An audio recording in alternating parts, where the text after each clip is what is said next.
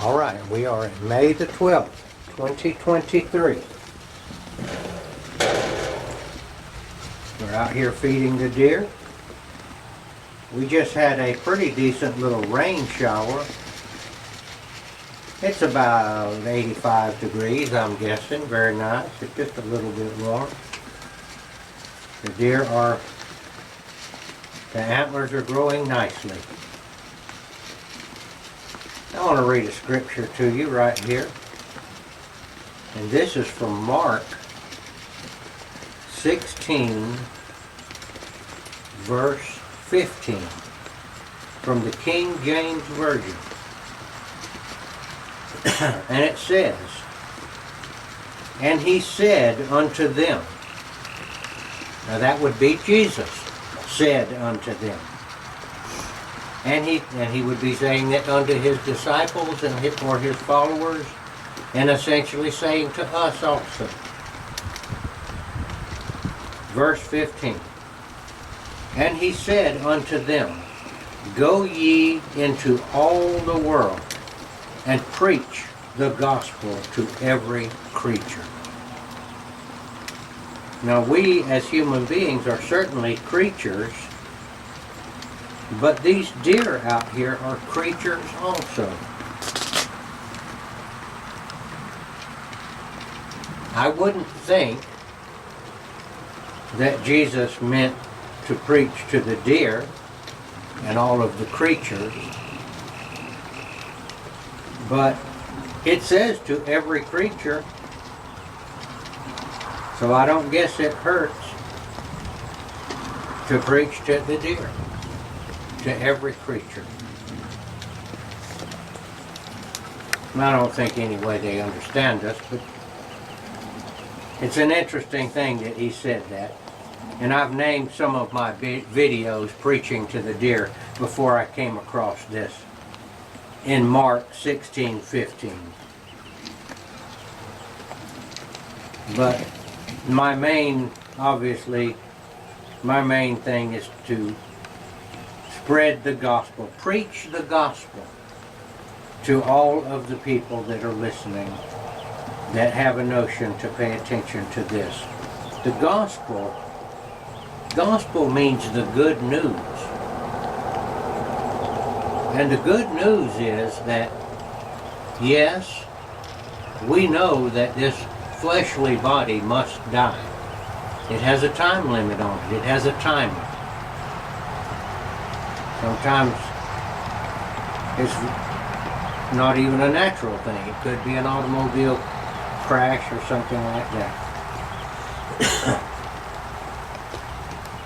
But I want to read you another thing from the King James Bible. This is Matthew 5, 14, 15, and 16. Now this is to the believers that I'm speaking today.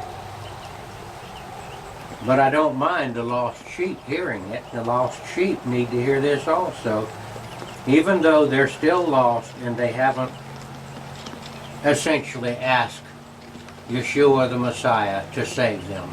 But they will. These sheep belong to Jesus. And he said that none of them that were put in his hands were going to stay lost.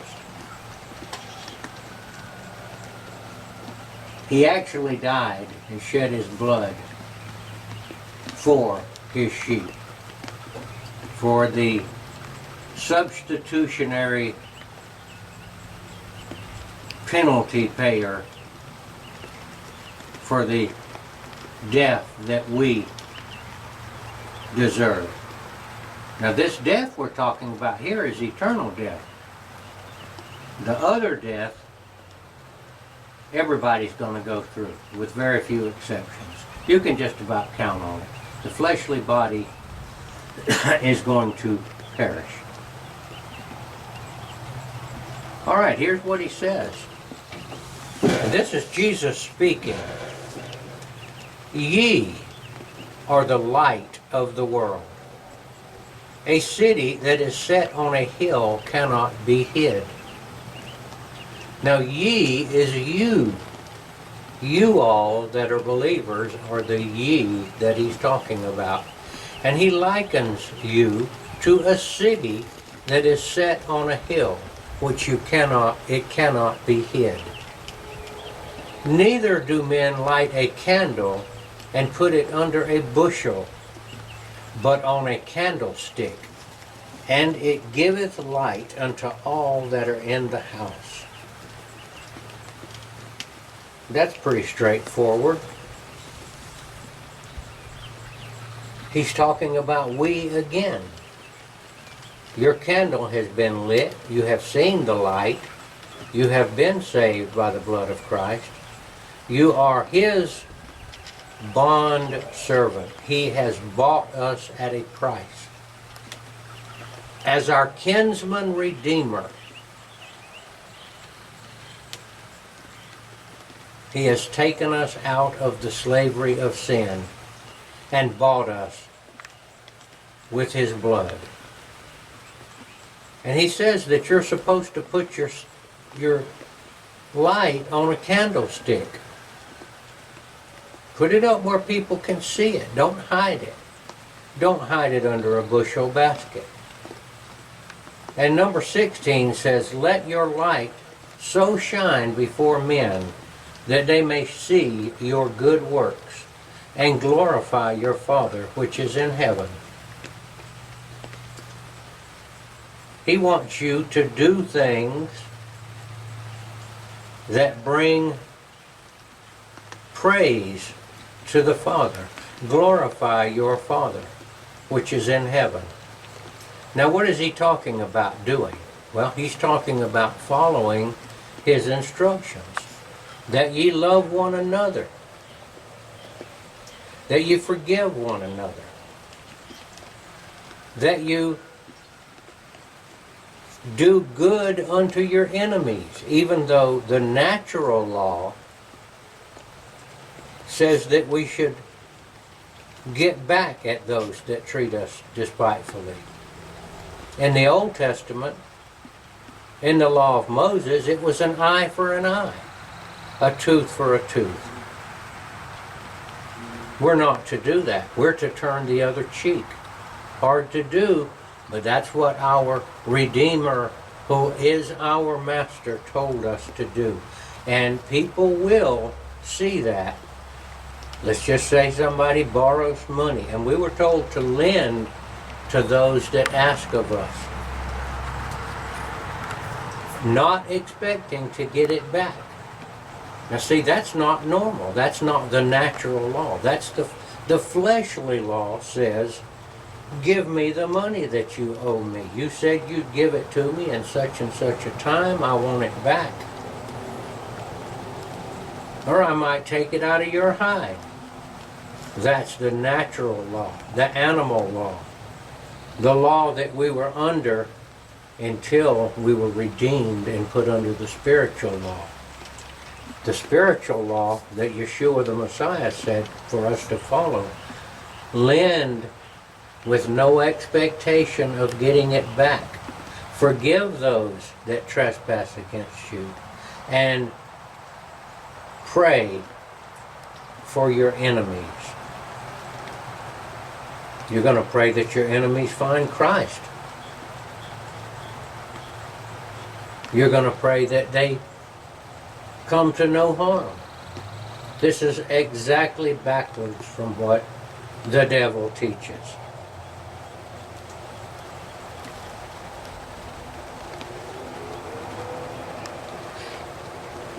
Jesus said, I am the way. That would be the highway, the road that you take. The truth, I'm telling you the truth, and I am the life. The devil says, Jesus is not the way. I'm the way. The devil is the way. Do what I say to do. He says, I'm telling you the truth, and I'm going to give you life. It's exactly opposite. Everything, the devil, everything that God says, the devil says the opposite. It was in that way from the beginning, and it's that way to this very day.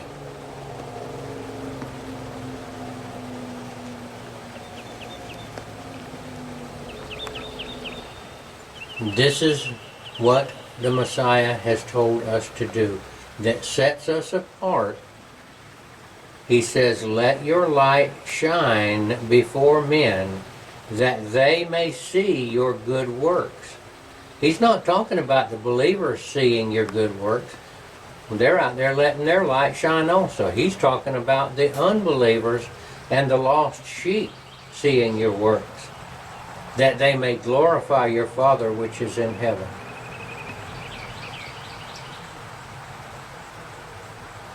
And I got one more I want to read to you before we finish preaching to every creature. And this is Luke 9:49 and 9:50. And John, that would be John the disciple John, answered and said, "Master." That master would be Jesus. Okay, I'll start again. John is speaking and he's talking to Jesus. And John answered and said, "Master, we saw one casting out devils in thy name, and we forbade him, because he followeth not with us." Put that in a little bit more modern language. John said to Jesus, "We saw a guy casting out devils in your name, and we told him he couldn't do it. Quit doing it, because he's not one of us." And Jesus said unto him, "Forbid him not, for he that is not against us is for us." So Jesus has people that we're not going to know who they are. Back then he did too. He had disciples that he reached many different ways that we're unaware and unfamiliar with.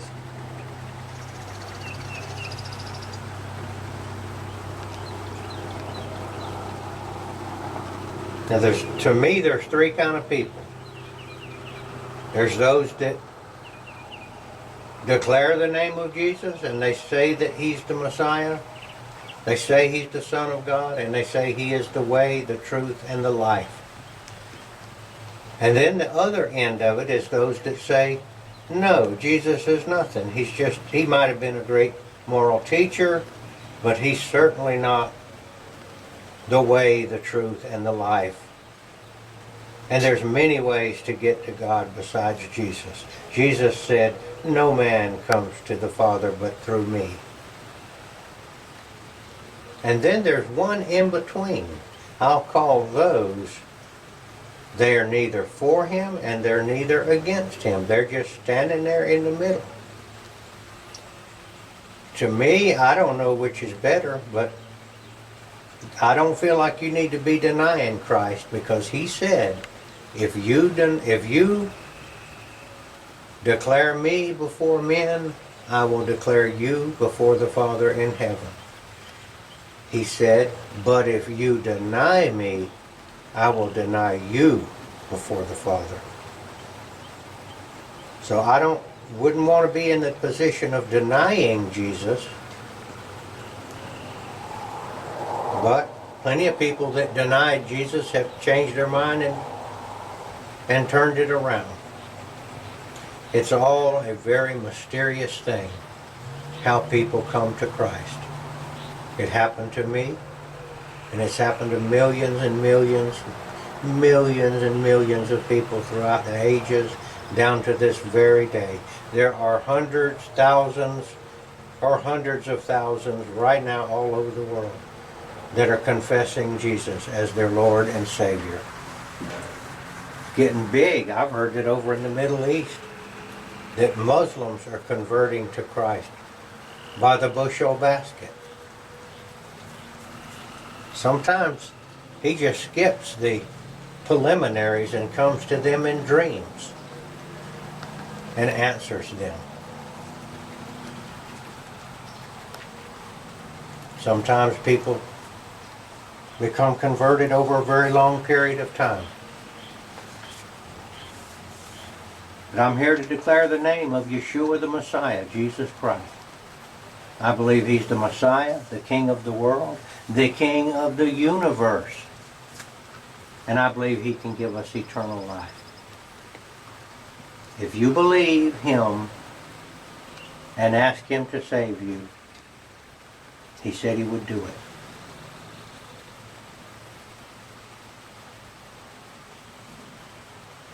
I say today is the day to do that if you're listening to me. Pretty simple. Just say, Jesus, save me and help me get out of this lifestyle that I know is leading me darker and darker into the darkness. I don't want to be cast out into outer darkness. But if you're in some of those lifestyles and some of those perversions and some of those sins, you're heading into the darkness.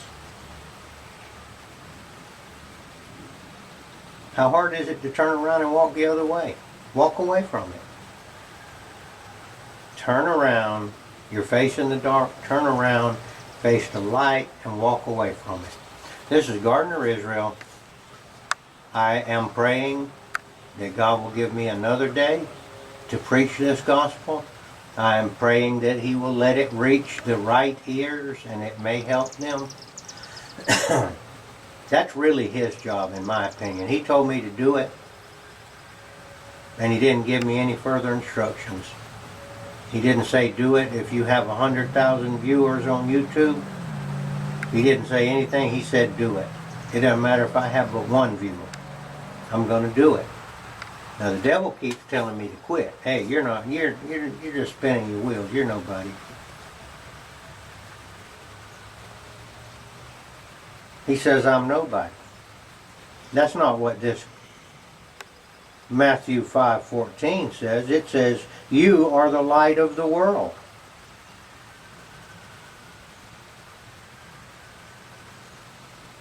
We are the light of the world. We're standing against the darkness. Hope you enjoyed watching the deer. I don't know what they're doing out there now. I can't see them, but Debbie's got the camera on them. This is Gardner Israel signing off.